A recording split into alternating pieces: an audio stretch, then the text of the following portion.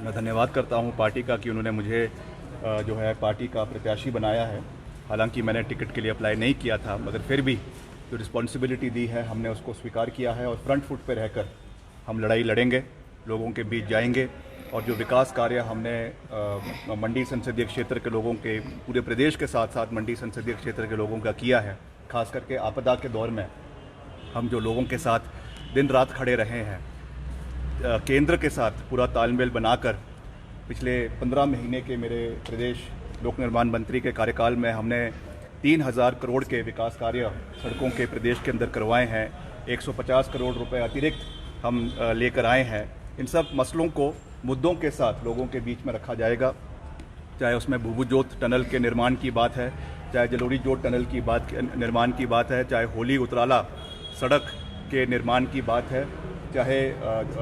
Tourism point of view से मनाली बंजार आनी क्षेत्र को डेवलप करने की बात है, चाहे हमारे जो एक्स सर्विसमैन हैं आपके सरका घाट में, जोगिंदर नगर में, बल में, उनके मुद्दों को उठाने की बात है, चाहे हमारे ओपीएस के कर्मचारी जिनको आज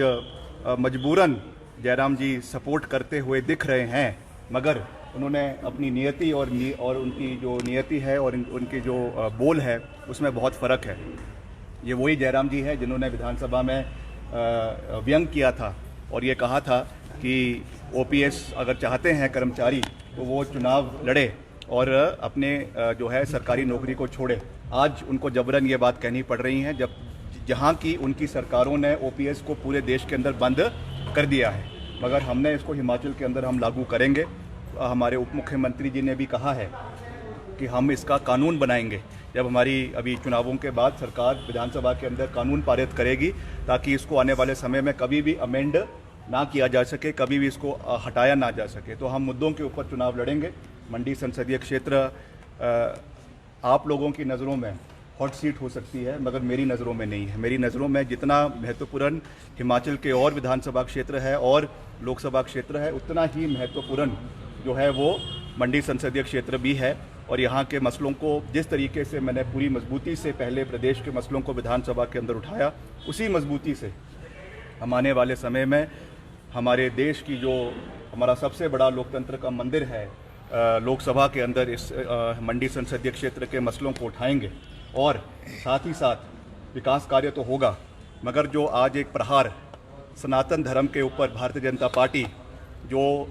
मंडी संसदीय क्षेत्र के अंदर कर रही है, लगातार हमारे देवी देवताओं का तिरस्कार कर रही है, लगातार हमारे सनातन धर्म का तिरस्कार कर रही है, उस पर भी हम लोगों के बीच में जाएंगे। क्योंकि जो संस्कृति को ये बढ़ावा दे रहे हैं, जिस खान पीन से हम दूर दूर तक सनातन धर्म का कोई रिश्ता नहीं है, उसको इनके प्रत्याशी जो बढ़ावा दे रहे हैं, ये बहुत दुर्भाग्यपूर्ण है और इस चीज़ को लोगों के बीच में लेकर जाया जाएगा। मैं भाजपा के अलावा जो संघ परिवार है,